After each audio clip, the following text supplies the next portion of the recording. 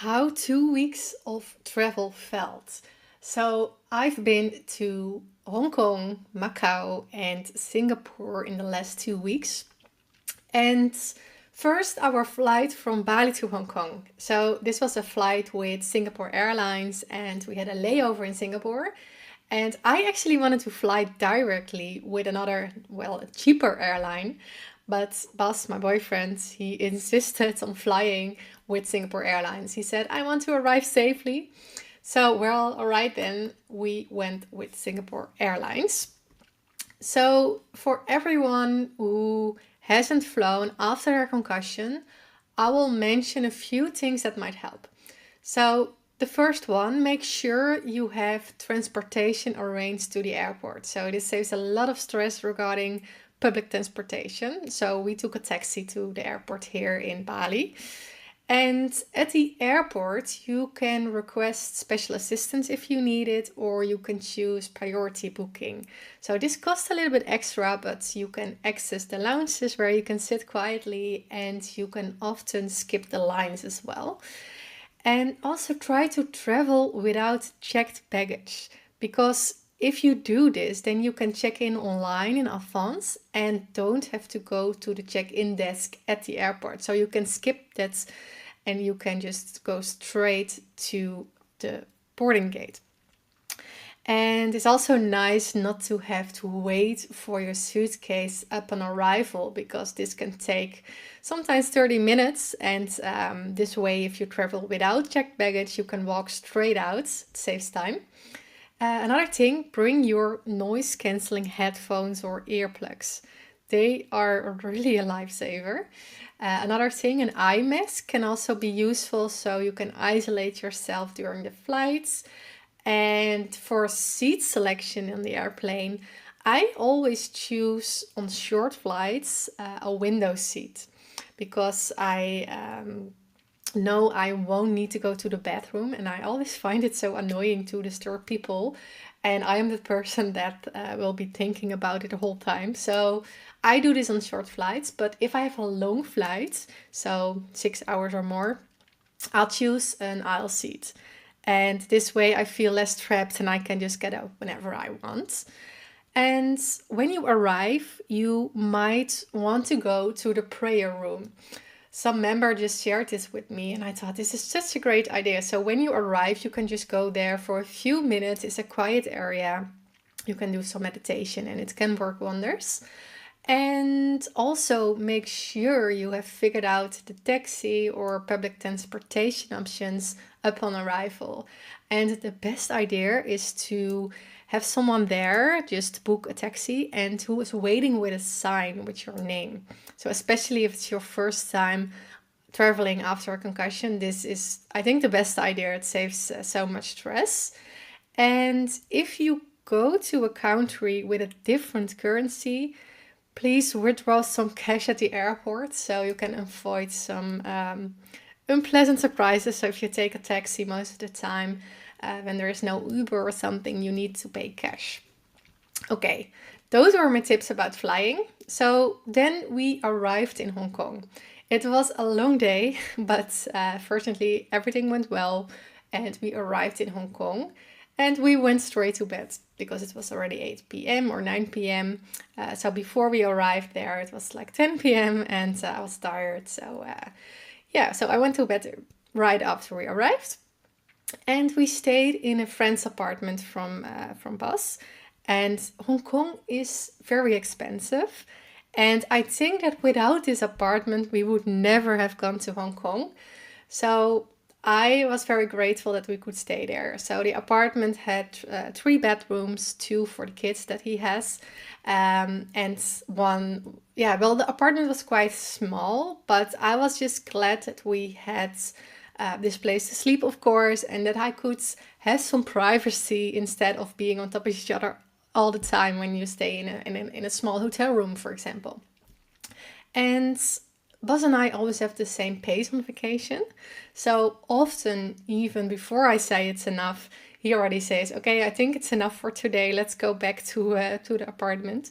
So I'm so happy about that. because before I've traveled with people who wanted to visit every single site and be on the go all the time, and that didn't work out for me, of course. So after experiencing that a few times, I started traveling alone because then I could decide my own pace. So I am so happy that it goes well with my boyfriend right now. So, what did our days look like? So, first, we made sure to go to do some grocery shopping on the first day. So, another tip for everyone, try to stay somewhere with a fridge or a little kitchen so you don't have to go out immediately every morning. So, we always made our own breakfast, which was very nice. This way, I just could start the morning or the day very calmly. I love slow mornings. So we also sometimes had lunch at home by simply cooking an egg. So it saves, it also saves money, but also energy. And every day we went out for a few hours and then came back home just to relax, to recharge. So we would have breakfast at home, and then I usually did some work for the community, and then we went back to, or we went out for a bakery to have a coffee and a croissant. I know it's not healthy, but when I'm on vacation, I don't care. So we did that, and after that we would do an activity such as visiting a museum, going for shopping. We went to the botanical gardens. We did a short waterfall hike, so things like that. And then we would go back to the apartment for a few hours before going out for dinner. And mostly I just did a quick nap because there were so many more impressions than when you're staying at home, right? So I felt sometimes a bit tired, so I went for a nap. And dinner mostly took around 1 or 2 hours. And we always went early. I like that because then it's less busy, and I love to have this evening to unwind.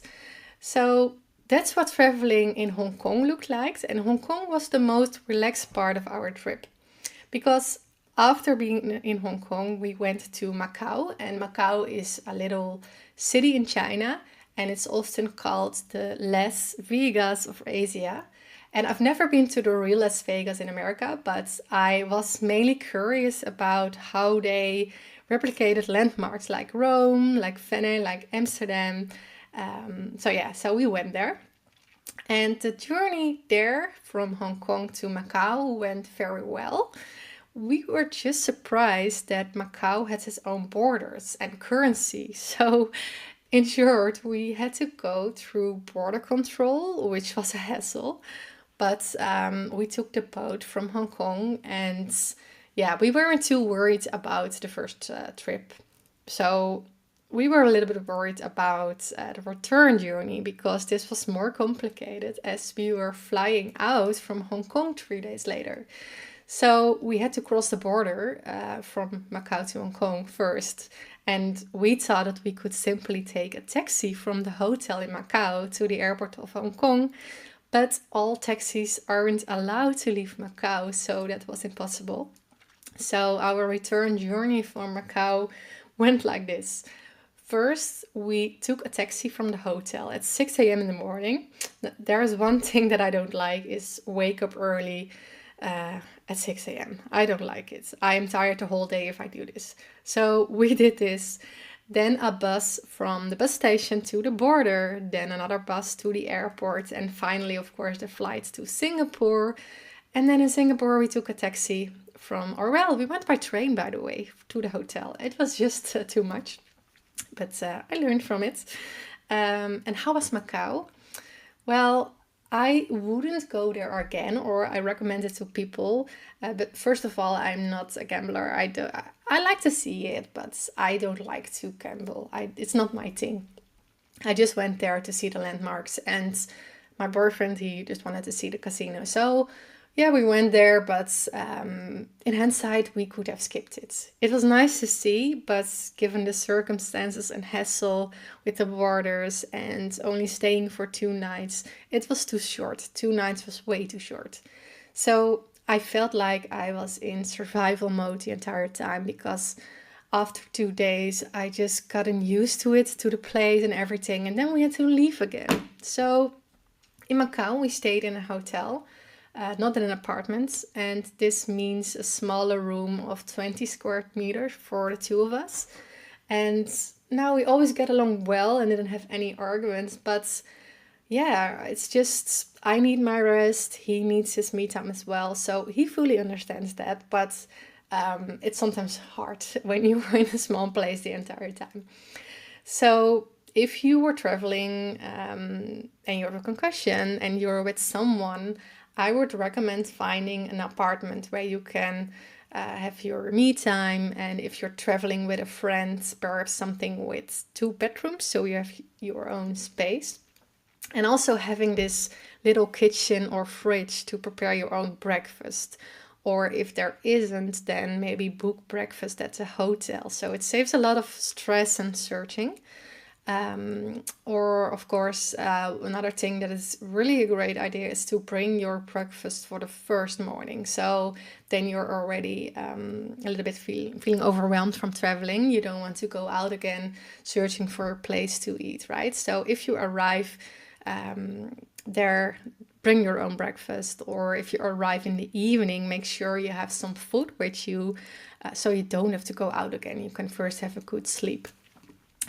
Then the last 5 days, we were in Singapore.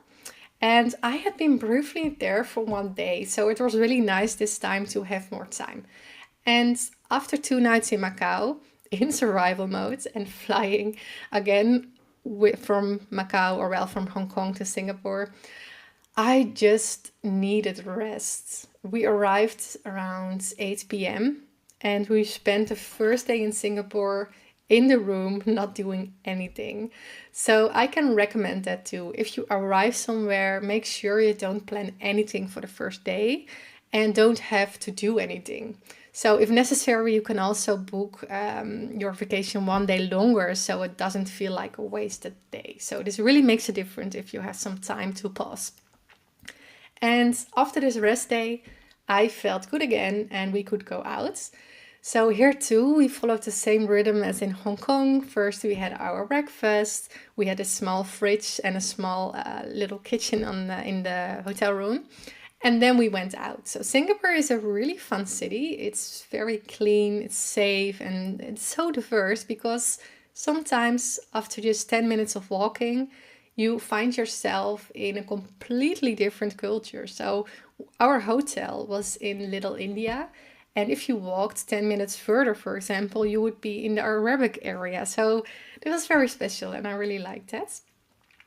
But then how those 2 weeks of traveling really felt. Okay, I must say, after 2 weeks of traveling and not really having my own place with little time for myself, I was really looking forward to going back to Bali, to home. And I was just done with the city life and I just needed more rest and more nature and more peace. So I was happy that we could go home. But of course, there were a few things that I would do differently next time. So I definitely wouldn't plan 3 destinations in 2 weeks. Also, I would choose a destination, preferably without a layover. And if I'm not traveling alone, I would book a place that is a bit bigger so I can have my me time and not just have a small hotel room. So in hindsight, with all this traveling and little time for myself, I felt a bit overstimulated. And I just know that I could have prevented that by having a little, maybe a little apartment or a space that gives me my me time. So this trip was actually a learning moment for how to do it differently next time. And I would plan, I think, at least 1 week at a destination. And of course, choose this apartment instead of a hotel room.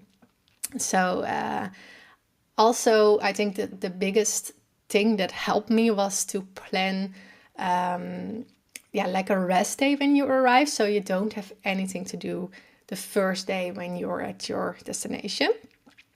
Because after all, I think vacation is about enjoying yourself and not rushing from one thing to another. And this is exactly the difference between traveling before the concussion and after, because my vacations before my concussion were like that. I was rushing. I had this list of things that I really wanted to see. But yeah, my way of traveling has changed a lot. And then I don't mean this negatively, because I enjoy the moment right now even more. And I don't travel in a hurry. And the vacations where I plan the least are often the best. And this is also what I heard from other people dealing with concussion symptoms, because it might be a different way of traveling, but it doesn't mean it's less fun. Often I even hear that they actually see more, and then I don't mean in terms of sights, but really more in the present moment. They see more of the culture, they really feel it, they see the small special things in a place, and they discover things they would never have seen otherwise. So I think that's a beautiful thing. So, for example, enjoying certain buildings, nature, history, museums, or streets or squares that you wouldn't have noticed with your busy schedule from before, right? So, yeah. And I know I'm recording this podcast and I won't get a response right now, but I am very curious how you experience traveling. So, if you already had a vacation after the concussion, or are you maybe thinking about booking something? And I'm really a fan of slow travel, as they call it nowadays. So, let me know on Instagram. You can find me when you just type in the concussion community. I just would love to hear your ideas. And if you already traveled, I just hope that my experience, that you find it valuable. If so, there is just one thing that you could do in return for me. I would be very, very, very happy if you left a review on my podcast, because I just know that the more reviews the podcast has, the easier it is for others to find this podcast and also to get tips from it. Because I know so many people feel alone, and I just don't want them to feel that way. And one last thing, if you are curious about how I'm able to travel again, I created this free masterclass, and I host it twice, most of the time twice a week when I have the time. And in this masterclass, I'll share the 2 research methods that helped me the most in my recovery. So these were really a turning point for me, and so for also for thousands of others. So if you feel like, hey, I want to be there, then I can't wait to see you there. There is this link in the description of the podcast. You can just register for free, and yeah, I hope to see you there. Thank you for listening.